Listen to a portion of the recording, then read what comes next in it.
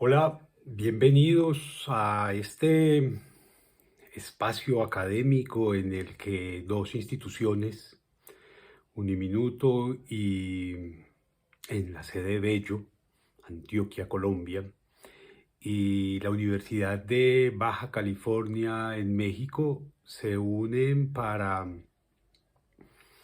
un encuentro de ideas en torno a el desarrollo humano, en el caso particular de Uniminuto, eh, en la búsqueda de la felicidad, como un camino para construir la felicidad. Se trata de una experiencia académica en la cual dos profesores, en este caso William Molina Merchan y la profesora Daisy Restrepo, ella desde la Universidad de Baja California en México, vamos a presentar algunas ideas para que nuestros dos grupos de estudiantes, estudiantes de eh, programas de psicología y de ciencias sociales y humanas, puedan acercarse a dos miradas, dos enfoques, dos desde dos áreas de conocimiento distintas además.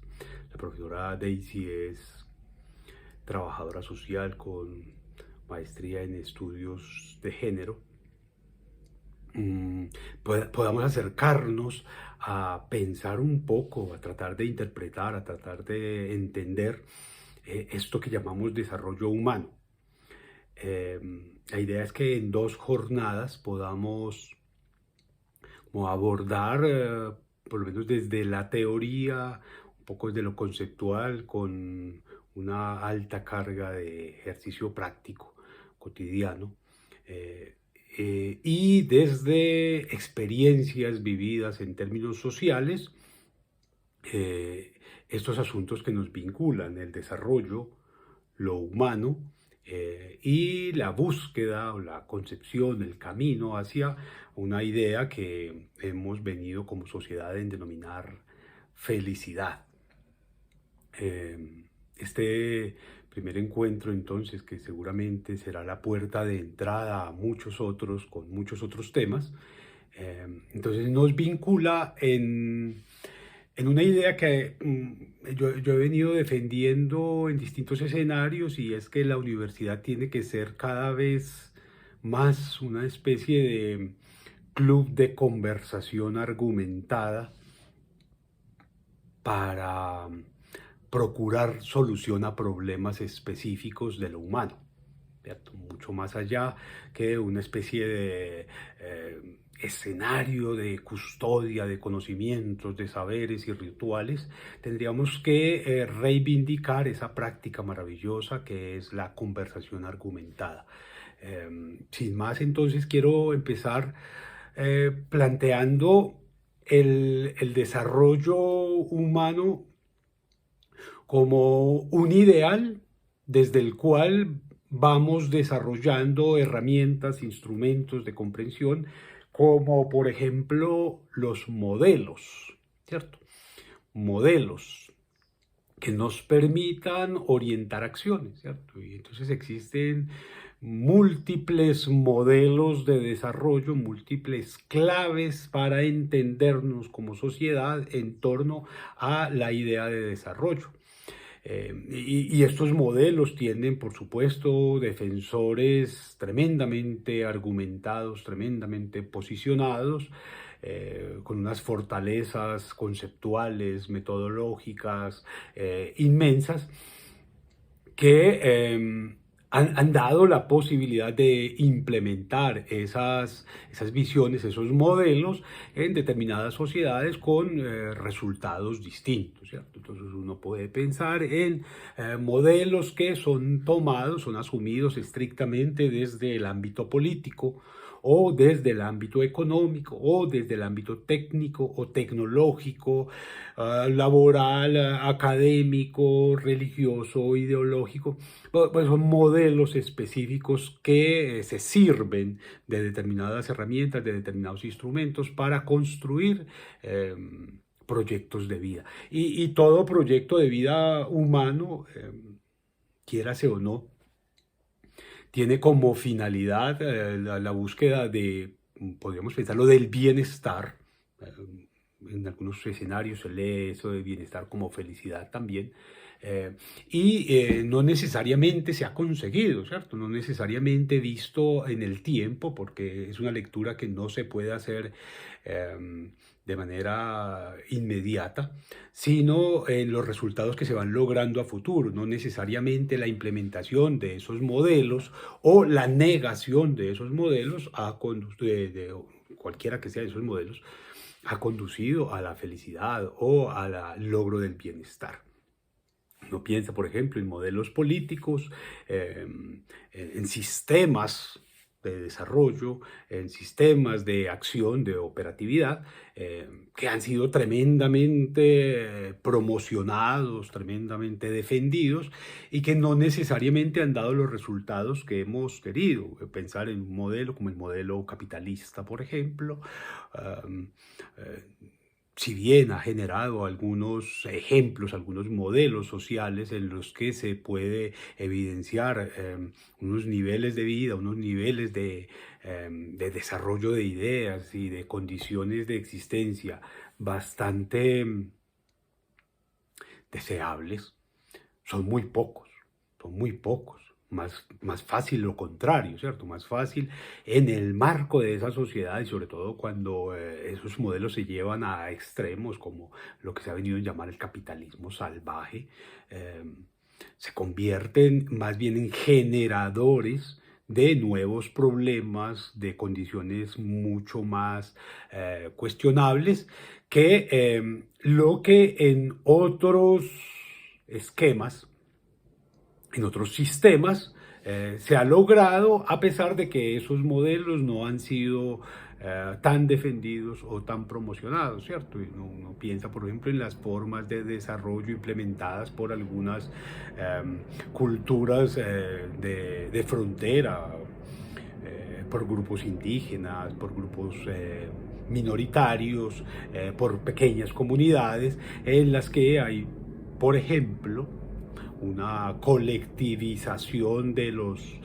las tareas y de los resultados que se obtienen de ellas, en los que, si bien no se logran tremendos avances tecnológicos de punta que sean aplaudidos en el cine y en la televisión y en las redes sociales, sí hay, por ejemplo, formas de convivencia mucho más armónica y una tremenda disminución en formas de conflicto.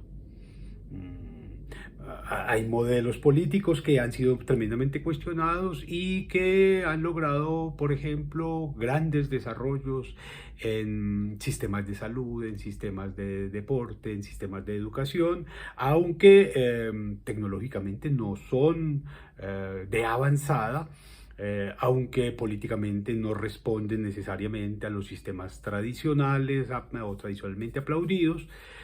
Pero digamos que eso nos muestra que hay distintos modelos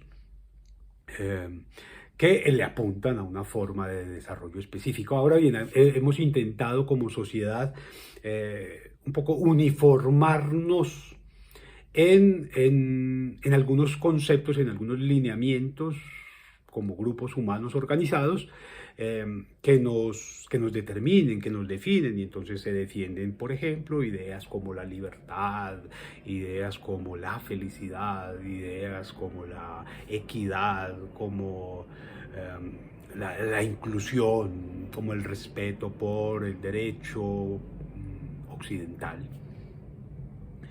que digamos que van apuntalando estas ideas el concepto de desarrollo convencionalmente utilizado. Digamos, ese es que se circunscribe a escenarios particularmente económicos o de acceso a prestación de algún tipo de servicios o de institucionalidades. Eso, digamos que es lo primero que habría que poner en evidencia como objeto de reflexión, de análisis, de cuestionamiento, para verificar su real validez. Por ahí tendríamos que empezar, creo yo, como sujetos de academia, a pensarnos, es decir, no en la defensa de unas ideas, de unos conceptos, de unas teorías, sino en la revisión de ellas mismas. Tal vez allí las universidades como instituciones de educación y los propios colegios y las propias escuelas tienen una de las grandes tareas, ese gran desafío, darse al proyecto maravilloso de tomar distancia de la repetición de discursos, por más fundamentados que estén, y más bien comenzar a revisarlos. El del desarrollo humano es uno de estos. Para entender esto tendríamos que, digamos, ponernos en unas reglas de juego claras, y es que la autopista sobre la cual, o el camino sobre el cual vamos a circular, tiene que ser un camino de la ética. Un camino en el que nos reconozcamos esencialmente como sujetos racionales. El que entendamos que son los seres humanos quienes dictan las normas para los seres humanos, quienes establecen los lineamientos para los seres humanos, quienes trazan las metas para los seres humanos, y que estos seres humanos están en un entorno mayor que podemos llamar ecosistema, si se quiere, que podemos llamar naturaleza, que podemos ampliar a las distintas entidades con las cuales convivimos o en las cuales convivimos. Y en ese sentido, cualquier tipo de derecho, cualquier tipo de modelo, cualquier tipo de sistema, cualquier tipo de idea en la que como humanos nos pensemos, tendría que tomar en cuenta a la naturaleza, al otro, a los ecosistemas variados, al clima, a los ríos, a los árboles, a los animales, porque todos ellos son los que hacen posible que cualquier modelo de desarrollo exista, sea posible, se sostenga o fracase. ¿Cierto? Digamos que está probado que cualquier sistema de desarrollo humano, en cualquiera de los escenarios de existencia, que no toma en cuenta a los otros, a la diversidad, a la larga termina generando una crisis y unos problemas mayores que los que intentó resolver. No es sino ver en este momento la crisis climática que hay, los problemas ambientales que hay, la serie de desequilibrios que hay en la naturaleza y los múltiples problemas que se están generando y para los cuales difícilmente podemos avisorar soluciones hoy. El problema de acceso al agua, por ejemplo, problemas con el aire que respiramos, problemas de contaminación ambiental, que están resultando de la implementación de modelos de desarrollo que no necesariamente fueron coherentes con el entorno, ¿cierto? Con el ámbito en el cual se intentaron o se impusieron. Bien. Digamos que ese camino de la ética como una reflexión constante desde la razón, implica definir también que hay asuntos que no podemos transar, que no podemos negociar, que no podemos convertir en mercancías, ¿cierto? Uno no, digamos que en una discusión como esta, en un intento de construcción como esta, que se está intentando a partir de esta experiencia, no se puede negociar con la verdad, no se puede negociar con la dignidad, no se puede negociar la naturaleza, no se puede negociar la identidad o las identidades, no se puede negociar el respeto por la otredad, ¿cierto? No se puede negociar la capacidad de imaginar, de crear, de descubrir, de transformar que tienen los seres humanos, ¿cierto? No se puede negociar esa posibilidad de vivir armónicamente con los otros. Porque cuando ponemos como escenario de de conquista, cualquiera de ellos, sometiendo a los demás, pues, y supongo que existen muchos otros elementos que tampoco se podrían negociar. em, Estamos empezando por el fracaso, ¿cierto? Estamos renunciando a una parte esencial de lo que nos constituye como seres humanos. No puede negociar la verdad.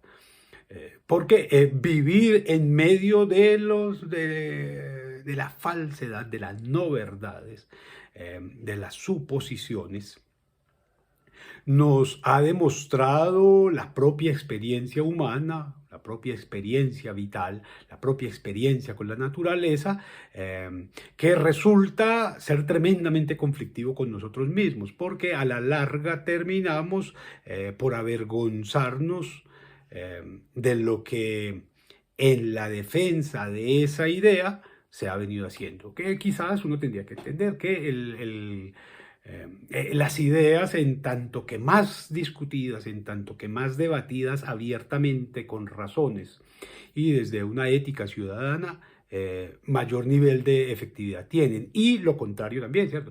Una idea, entre menos discutida sea, entre menos debatida sea, entre menos puesta en tela de juicio sea, más problemas genera. Y es el caso, por ejemplo, de las dictaduras, de los regímenes militares, de esas doctrinas, de esas ideologías, de esos sistemas que se han impuesto porque un grupo, una persona o una institución consideró que era lo más conveniente para sus fines.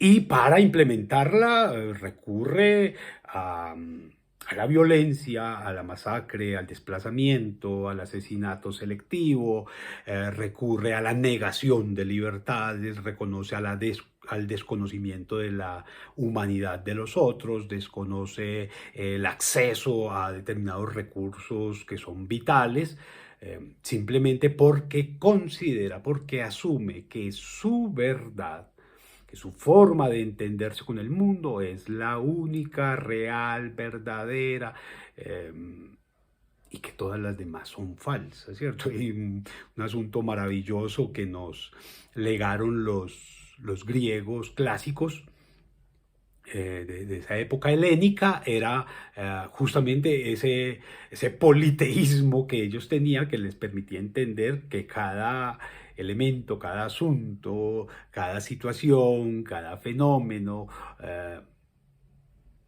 tenía sus propias verdades, ¿cierto? Tenía sus propios valor de ser, su propio valor de ser.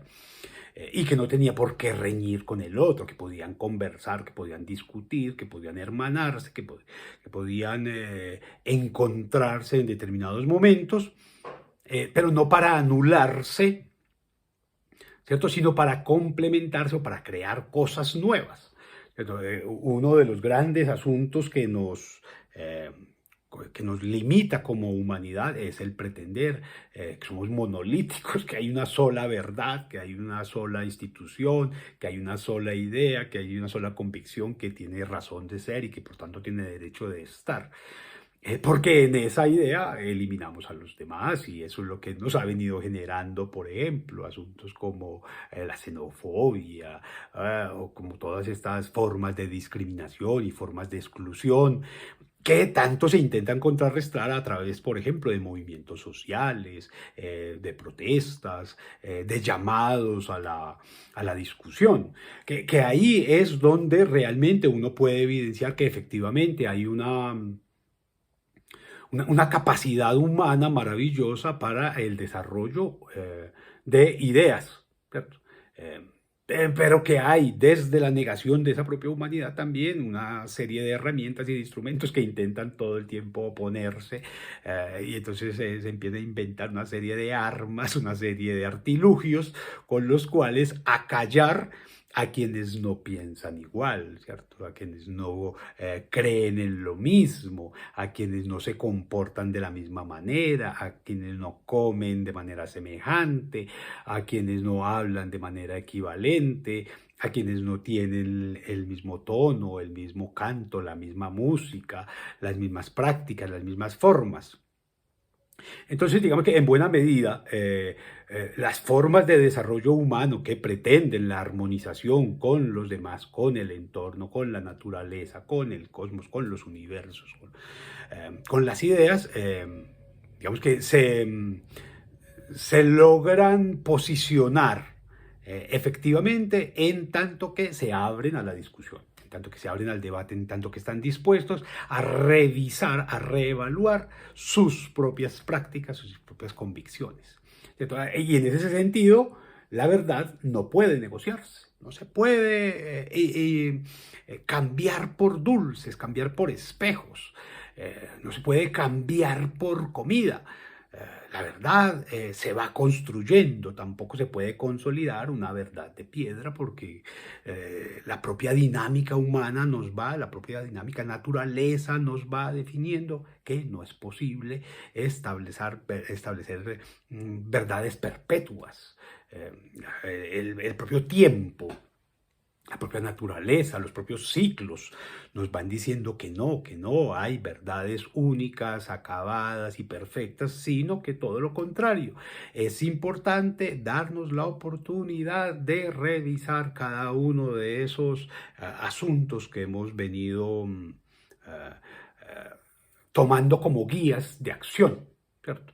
Claro, hay una serie de verdades como normativas que nos llegan y que parece que no tuvieran fórmulas o formas o posibilidad de ser debatidas o de ser discutidas. Y sin embargo viene la propia lógica, el propio sentido común o la misma ciencia a través de sus métodos, a través de sus herramientas, a través de sus tecnologías, a través de sus logros, a dar al traste con esas verdades tradicionales, ¿cierto? No creo que al momento, a este momento del siglo XXI, en pleno 2023, haya alguien que pueda defender humanamente, desde las condiciones humanas, que haya una verdad que no se haya transformado, que no hayamos tenido que revisar, que no hayamos tenido que repensar, que no hayamos tenido que adaptar o que ajustar. ¿Cierto? Sobre todo en sociedades como estas latinoamericanas es muy interesante ver cómo hay unas defensas, por ejemplo, tradicionales, históricas, ancestrales, que siguen atravesando las distintas fases, los distintos modelos, los distintos esquemas de organización, pero aún ellas mismas se tienen que ir acondicionando a, a otras posibilidades que nos vamos labrando como seres humanos, como sociedades. No hay ninguna que permanezca.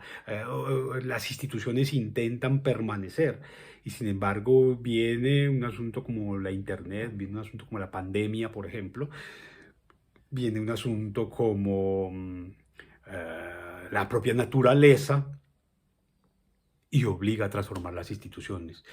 Y instituciones como la propia educación, que se pretendió por siglos, casi que por milenios, como la gran herramienta de transformación social, de mejoramiento social, y que para ello generó una serie de rituales, una serie de estructuras que vinieron a dar con lo que consideramos como la universidad, donde veíamos como el gran pináculo de lo humano. Llega la virtualidad y nos transforma totalmente. Nos transforma la educación. Entonces, las prácticas educativas cambiaron necesariamente a partir de la virtualidad. La Internet nos puso en consonancia con un sueño que tenían los seres humanos desde siempre, la gran biblioteca universal en la que nos podíamos encontrar para construir, para conocer, para descubrir.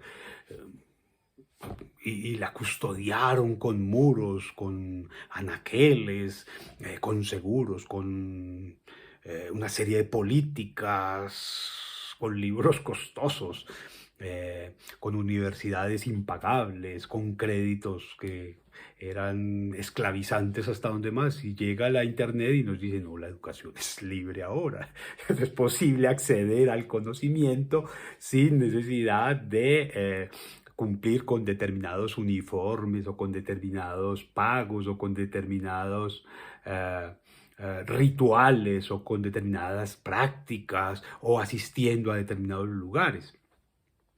Entonces, una verdad como esa, por ejemplo, fue revisada.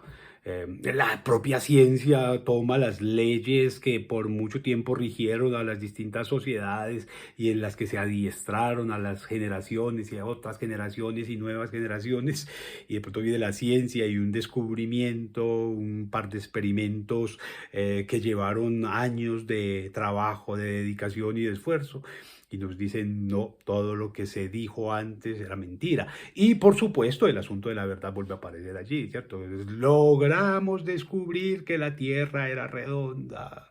Y aparece una serie de sujetos con determinados tipos de autoridades y no, esta vaina es plana, se fundan un movimiento y encuentran adeptos que pretenden negar algo que hemos venido por todos los medios eh, ratificando, ¿no? Esto no es un plano, esto es una especie de esfera alargada.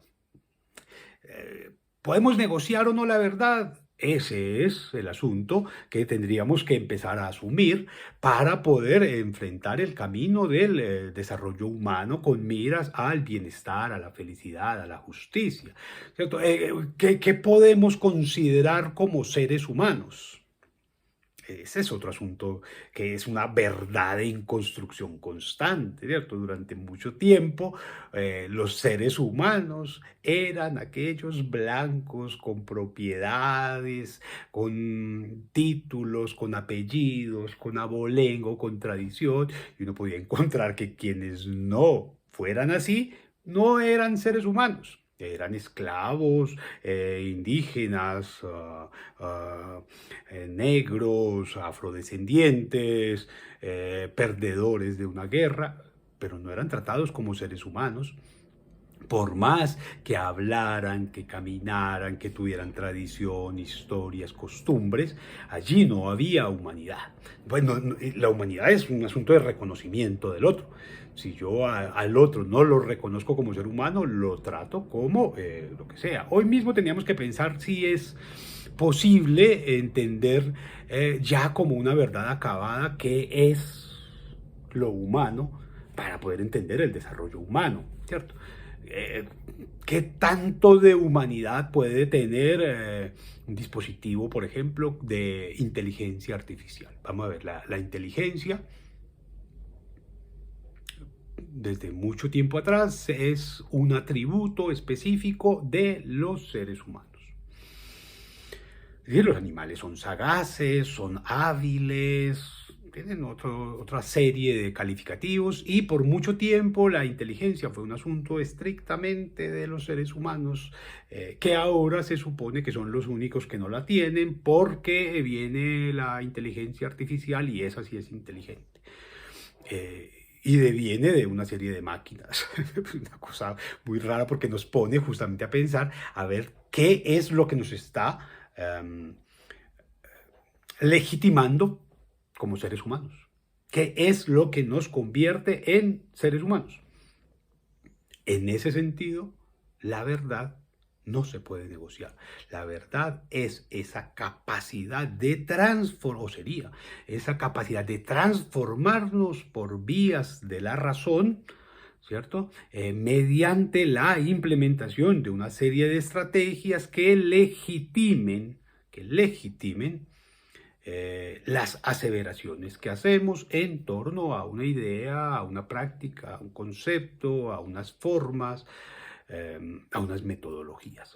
Digamos que hasta ahí podríamos pensar como un acercamiento a qué es eso que llamamos verdad, que no se puede negociar. Porque lo otro, claro, y esto suena tremendamente conflictivo en algunos escenarios, lo otro es simplemente fe. Y la fe no deviene necesariamente de la capacidad humana de reflexionar, sino de una actitud social de obedecer, de acogerse a, sin pregunta, sin cuestionamiento. Y otro de los elementos que nos convierte, que nos constituye en seres humanos es justamente la capacidad de estar preguntando, la capacidad de estar cuestionando, la necesidad de estar transformando, la posibilidad de adaptarnos a las nuevas condiciones que la interacción con los demás va generando, eso que llamamos lo social, eso que llamamos la sociedad, ¿cierto? La construcción de derechos nuevos, ¿cierto? Derechos que hace un par de décadas eran absolutamente impensables, hoy son una realidad y nos obligan cada vez más como seres humanos a adaptarnos a esos nuevos derechos que no existían. Quienes venimos del siglo pasado, sabemos que este es otro mundo totalmente diferente que nos obliga a actuar, a practicar, a hablar, a pensar de manera que el siglo pasado, que el siglo XX era simplemente ciencia ficción, eso no, como que no era posible. Hoy es simplemente parte de la cotidianidad. Nos tuvimos que adaptar, tuvimos que transformarnos, tenemos que transformarnos. Se nos exige cada vez más esa transformación para poder estar como a la par con las dinámicas sociales que vamos construyendo, que nos vamos definiendo, en la que nos vamos haciendo posibles como grupo, como sociedad, como seres humanos, como civilización, si se quiere todavía utilizar una palabra que ha sido tremendamente cuestionada. Entonces, no se puede negociar en búsqueda del desarrollo humano con las ideas, con las posibilidades de verdad que, digamos, que nos determinan, que nos definen. Hay otros asuntos, no se podría negociar jamás en ese camino del desarrollo humano hacia la felicidad, no se podría negociar jamás la dignidad, ¿cierto? ¿Cómo puedo yo, como ser humano, pensar que la condición de dignidad, que la idea de dignidad se puede transar, se puede comercializar, ¿cierto? Digamos que no habría lógica, no habría coherencia, no habría cohesión en un discurso que nos diga que la dignidad es negociable. Y sin embargo, hay estamentos, hay instituciones que pretenden hacerlo, ¿no es cierto? Que pretenden reglamentarla, que pretenden regularla, que pretenden ponerla en una especie de, como de gotero y definir a quién se le puede y a quién no. A mí hay un asunto que me parece bien interesante en eso y es ningún ser humano es ilegal. Teníamos que pensarnos en ese escenario, ¿cierto? Si ningún ser humano tendría por qué someter a juicio su dignidad porque alguna institución puede considerar que unos son legales y otros son ilegales y que por tanto unos tienen derecho a vivir, a acceder a la justicia, de acceder al trabajo, de acceder al nombre, de acceder a un trato adecuado y otros no, simplemente porque tienen un papel o tienen una firma. Y entonces quienes no tengan ni ese papel ni esa firma pueden ser perseguidos, pueden ser acusados, pueden ser desplazados, pueden ser asesinados, maltratados, pueden ser agredidos de toda manera.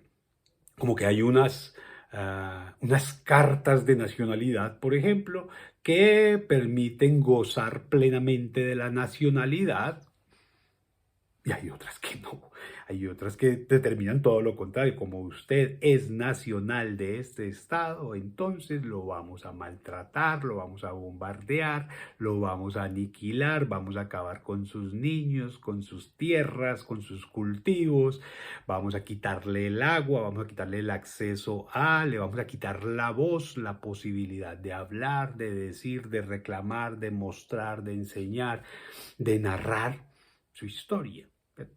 una de las formas de desarrollo humano también tiene que ver con ese asunto, tanto de la verdad como de la dignidad. No es posible pensar el desarrollo humano, no es posible pensar en la búsqueda del bienestar si no es a partir del reconocimiento de que la verdad la tenemos que ir construyendo, la tenemos que ir revisando, pero además de que la dignidad tiene que ser universal. No puede suceder que algunas personas sean sometidas al deseo, al capricho, a la perversión de otros, simplemente para satisfacer a estos otros eh, en un antojo, ¿cierto? En un gustico, en un capricho. Eh, ¿Y qué pasa con esos otros que están siendo sometidos allí, que trabajan en unas condiciones específicas, que son puestos en unos oficios determinados, que se les ha negado el acceso a, que se les niega la posibilidad de... eh, ahí no hay dignidad tampoco, y por lo tanto, si no hay dignidad, si no hay verdad que se esté construyendo, tampoco hay desarrollo humano. Pero tampoco podríamos negociar, por ejemplo, la naturaleza, ¿cierto? ¿Cómo negociar una idea hoy tan impactante en nuestra propia cotidianidad como el cambio climático, como el problema que hay, la crisis ambiental que hay, como el acceso al agua, el acceso a un aire de calidad para respirar, el acceso a escenarios en los que podamos plenamente vivir con salubridad? Y sin embargo lo estamos haciendo. Hay quienes todavía siguen abogando por la implementación de técnicas, de tecnologías y de dispositivos eh, que en la vida real hace mucho tiempo tendrían que haber desaparecido porque ya existen otras formas de resolver los problemas sin la afectación a la naturaleza, al entorno, a los ecosistemas que representaban el uso, por ejemplo, de aquellas prácticas. ¿Cierto? A mí me sorprende que en un momento en el que hemos logrado como sociedad desarrollar, por ejemplo, combustibles limpios, fórmulas de combustión, fórmulas de transformación, fórmulas de desarrollo técnico y tecnológico, menos nocivas para la naturaleza, para la propia salud humana. Todavía haya quien persista por una idea extraña en, por ejemplo, cocinar con leña en plena ciudad. Uno lo podría entender en poblaciones de frontera, poblaciones marginales que no tienen el acceso a recursos, ¿cierto? Pero a mí que en una ciudad donde estamos llenos de estufas, de hornos microondas, de sistemas de calefacción, donde hay luz eléctrica, donde hay luz solar, luz eólica, donde hay energías de todo tipo. Todavía un símbolo de estatus es ir a comer comida hecha en leña, comida que determina no solamente pues el aprovechamiento de algunos recursos naturales, sino la tala de bosques, la tala de árboles, la generación de CO2 más allá de lo estrictamente necesario para lograr productos de gran calidad, ¿cierto? De excelente estética. No, hay gente que todavía se va a los fines de semana y que a comer en leña, o que va a la finca y eso es a tumbar árboles para sembrar cemento, como a costa de que para no tener que barrer unas hojas, para no ver por ahí una ardilla corriendo, un saltamontes por ahí brincando, un gato subiéndose a una rama. Talan los árboles y siembran cemento, siembran concreto, embaldosan, enchapan los pisos. Eh, ¿Para qué? ¿Cuál es el sistema mental que hay allí que está pretendiendo que el bienestar es estar enjaulado en concreto y no en la en el intento de devolverle a la naturaleza un poco más de posibilidades de la que le hemos quitado para que se fortalezca, para que florezca un poco. Recuerdo ahora mucho el absurdo de un alcalde en la ciudad de Bogotá hace unos años, que decía que una ciudad no es un bosque y por lo tanto los árboles en ella no tienen lugar. Y se dedicó a talar árboles. Ese mismo alcalde ahora mismo es asesor de quien ejerce ese mismo cargo, y está en una campaña por acabar con los árboles en esa ciudad, una ciudad que por muchas décadas se preció de tener uno de los escenarios más verdes, con más árboles en zonas públicas, con más parques. Hoy cada vez más por la implementación de ese pensamiento extraño, yo no lo logro descifrar y no he encontrado a nadie que lo haga, está en una campaña por acabar los árboles y volver todo concreto, volver todo volardos, volver todo cemento.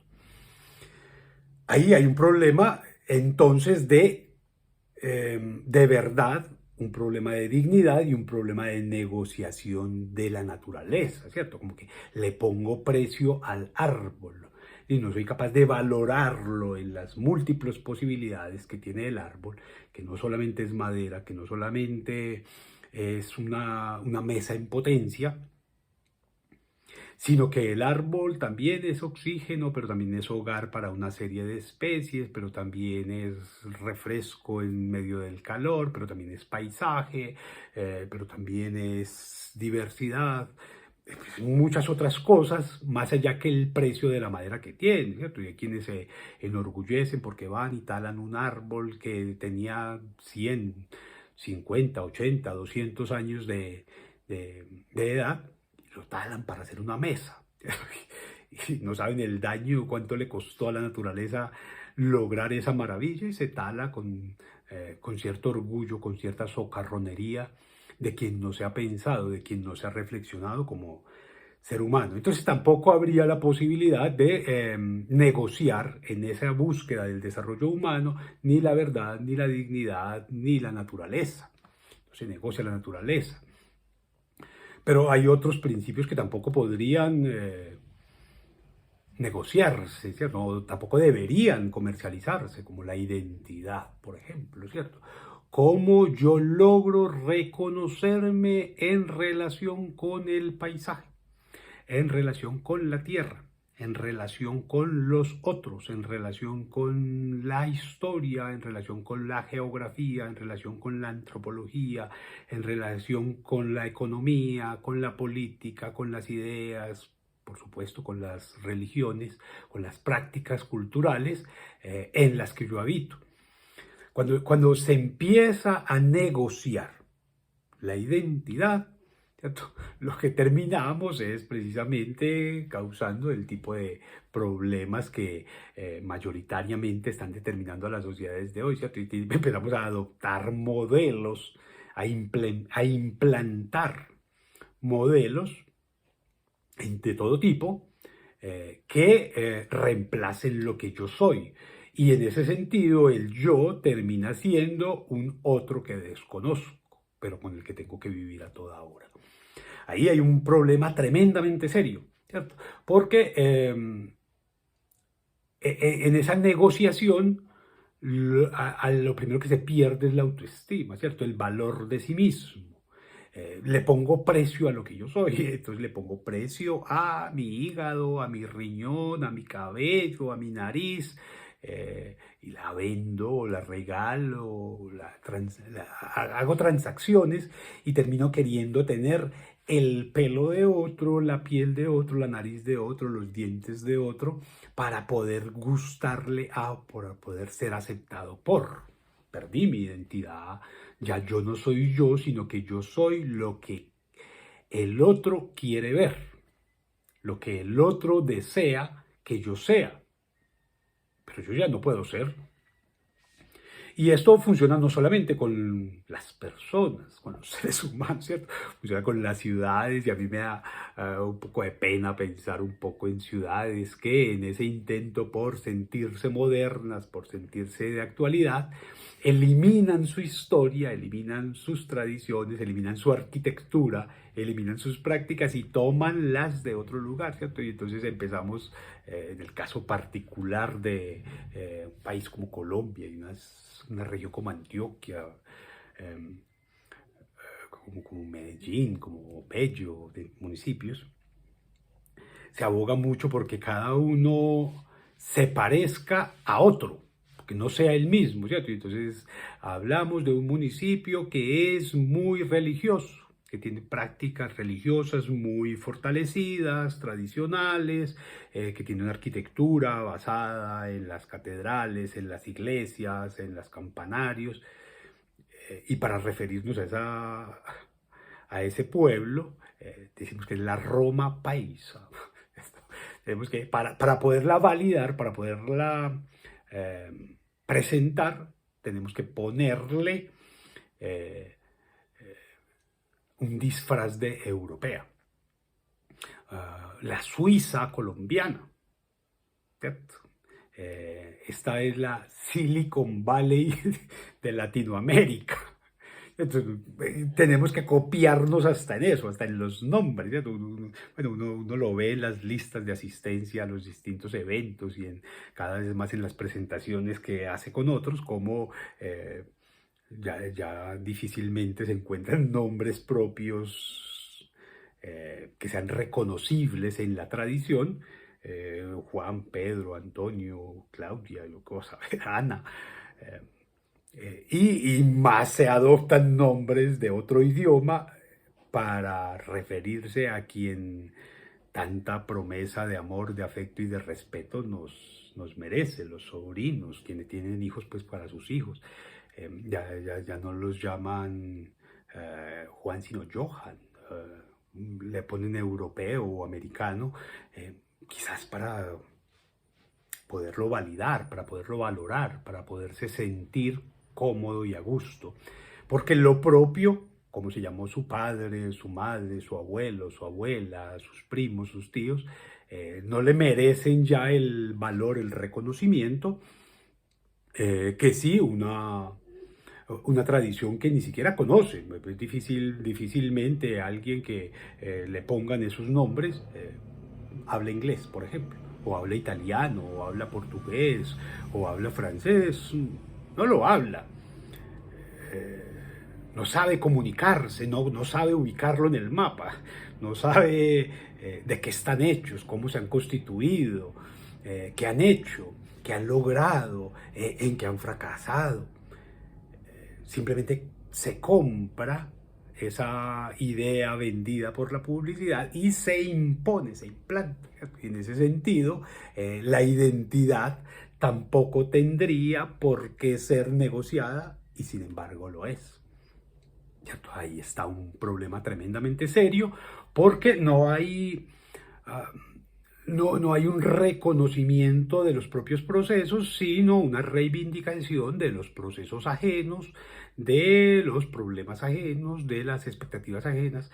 Y en ese sentido, cuando se niega lo propio, lo que se termina haciendo es feriándolo o regalándolo, ¿cierto? Y entonces, no queremos este país, entonces lo regalamos, buscamos a ver quién quiere recogerlo, quién quiere tomarlo, quién quiere aprovecharlo. Y entonces, por ejemplo, es muy extraño eso, que las economías estén buscando constantemente, más que potenciar, o los discursos de economía más bien, más que potenciar los recursos propios, las posibilidades propias, están preocupadísimos por buscar inversión extranjera. Es extraño, es muy extraño eso. Uno lo entiende desde una lógica estrictamente económica, transaccional, de multinacionales. Desde ahí es muy fácil entenderlo. Pero desde una lógica propia, humana, que reivindique la dignidad, la verdad, el reconocimiento de lo propio, la identidad, parece tonto. Resulta tonto pretender que un continente como América Latina, un continente como África, por ejemplo, siga siendo considerado como una especie de despensa, con toda la validez que tiene la despensa, con todo lo necesario que es la despensa, y sin embargo es tratado o son tratados como tercermundistas, como subdesarrollados, como casi una especie de salvajes.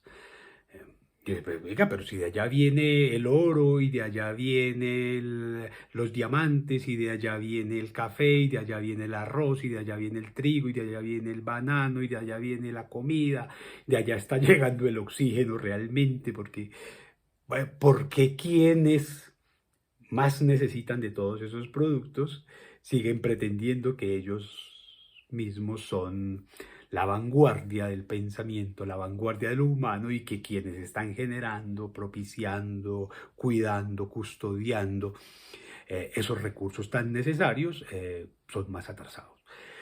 Hay un problema allí en el que se pone en evidencia justamente que se han negociado verdades, que se han negociado dignidades, que se han negociado identidades, que se han negociado recursos naturales que no tendrían por qué hacerlos. Y eso nos pone en situación de sociedades en problemas con muy complejas formas de resolución.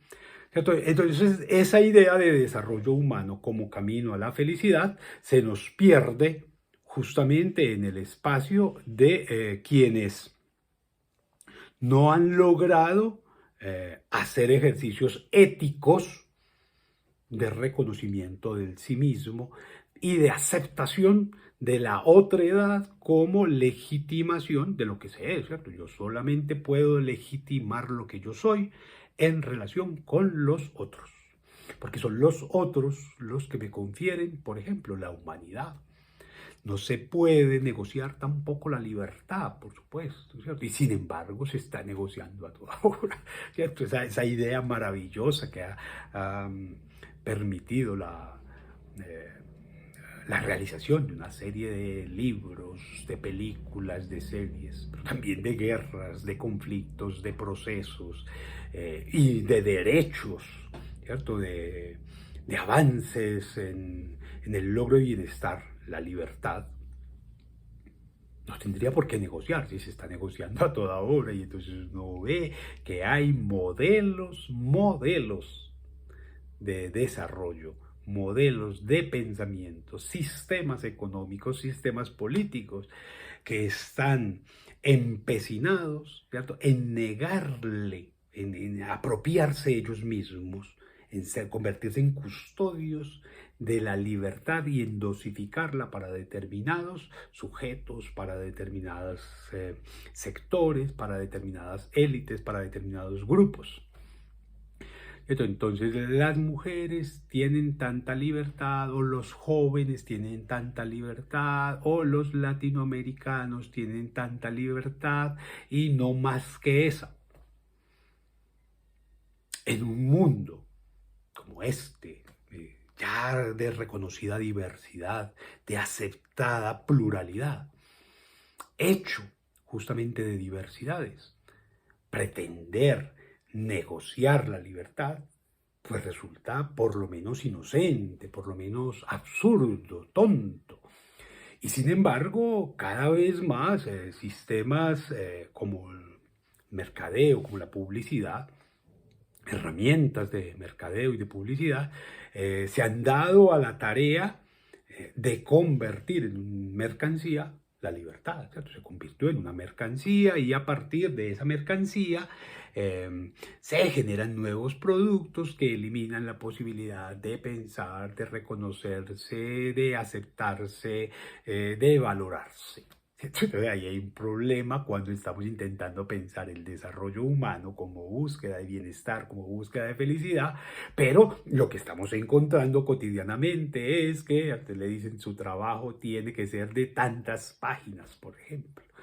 ¿Por qué no puede ser de menos? Y si yo no lo quiero hacer en páginas, sino que yo lo quiero hacer en lienzos, o lo quiero hacer en videos, o lo quiero hacer en píxeles. No, no, no, si no me lo entrega en esto que yo le digo, entonces usted va a perder la materia. Es un problema serio. Usted no puede ver más allá de lo que yo veo, ¿cierto? Mi casa va a evitar que su casa vea el sol. Es un problema también con la ley, que tampoco tendría por qué negociarse, ¿cierto? Porque la ley tendría que construirse consensuadamente y en contexto. Pero cuando la ley nos viene impuesta desde otros contextos, desde otras necesidades, desde otras posibilidades, pues es una ley que difícilmente la gente va a cumplir. Y uno de los grandes problemas particularmente de América Latina es eso, ¿cierto? Es que la relación que existe de identidad con las leyes que rigen los distintos órdenes sociales es muy pobre.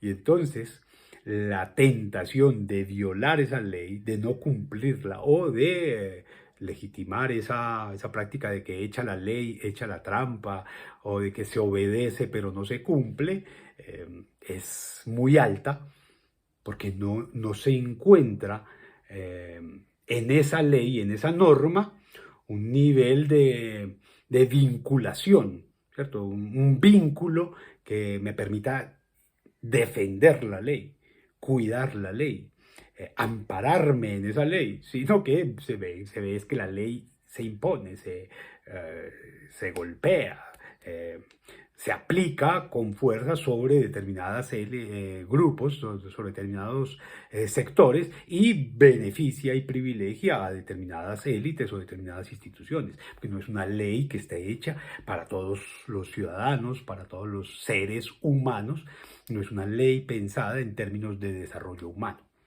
Entonces allí, digamos que lo que se nos van presentando son unos retos que son, por supuesto, compartidos con toda la humanidad, ¿cierto? Esto funciona tanto en México como en Colombia, ¿cierto? Pero también funciona de la misma manera en Argentina, en Uruguay, en Brasil, en cualquier contexto está pasando lo mismo porque hemos sido como humanidad el resultado, estamos siendo el resultado de una serie de procesos que estuvieron determinados por unas pocas ideas que en su momento se consolidaron, se fortalecieron y que se impusieron, ¿cierto? No, negando totalmente las existencias de otras formas que eran existentes antes de ese amalgamiento que se presentó y que se sigue presentando todavía hoy, todavía esa idea de estar imponiendo ideas porque vienen porque las dijo el Magister Dixit, como si el maestro tuviera toda la verdad y el maestro no tuviera la obligación, más bien, creo yo que debe ser así, que el maestro, el profesor, tiene la obligación de llegar al aula a aprender, ¿cierto? No a enseñar, sino a aprender, ¿cierto? A compartir de lo que él ha ido descubriendo, elaborando, fortaleciendo. Claro que tiene que hacerlo, y que tiene que hacerlo con respeto, y que tiene que hacerlo con la autoridad que dan determinadas lecturas, determinadas experiencias, por supuesto. Pero tiene que llegar a aprender de esos otros, porque lo otro convierte ese espacio que se supone que es de construcción de conocimiento en una dictadura de clase. Se hace lo que el profesor diga, se piensa como el profesor lo dice, el profesor es el que tiene el garrote, el arma, la estrategia, el instrumento y el que tiene el poder, y la mayoría tiene que obedecer. Y entonces, ¿dónde quedó la idea de democracia con la que comenzábamos hoy este espacio de clase espejo? ¿Dónde queda la democracia entonces si la democracia no se practica en el aula? Es decir, donde no se construye a partir del consenso, a través de la discusión, del debate argumentado, sino que se impone la voluntad de quien recibe un sueldo. No tenemos democracia, y en ese sentido, ahí hay una verdad que se pone en juicio. Si usted no vive la democracia en su casa, en la oficina, en el trabajo, con las amistades, en los afectos, con la pareja, ¿cómo puede salir a defender que la democracia es el mejor modelo de desarrollo humano que se tiene. ¿Cómo podemos hacerlo si no lo vivimos, si no lo disfrutamos? Si usted no está pensando democráticamente en la academia, es decir, discusión abierta, con ideas, con argumentos, y no imposición de verdades, ¿cómo podemos ajustarnos a un modelo de desarrollo? Entonces uno sí va viendo que este camino de pensarse en el desarrollo humano con miras a la felicidad, a la justicia, a la igualdad, a la equidad, a las libertades, es un camino tremendamente difícil porque pone en tela de juicio todo aquello que se ha impuesto sin tomar en cuenta a los demás. Ahí justamente es donde queda el gran desafío de esto, una experiencia como esta de clase espejo entre la Universidad Minuto de Dios y la Universidad de Baja California, entre el encuentro con la profesora Daisy, que ya nos presentará sus reflexiones en torno a la forma en que esto se ha llevado a la práctica, entre sus estudiantes y los nuestros, entre lo que somos como humanidad y como colectivo académico, es justamente un intento de caminar hacia la efectivización de desarrollo humano, de posibilidades de encuentro, de construcción de verdades y, por supuesto, de mejores caminos. Yo voy a guardar silencio para escuchar inquietudes y preguntas y desde ya los invito para que estemos atentos a la propuesta de la profesora Daisy.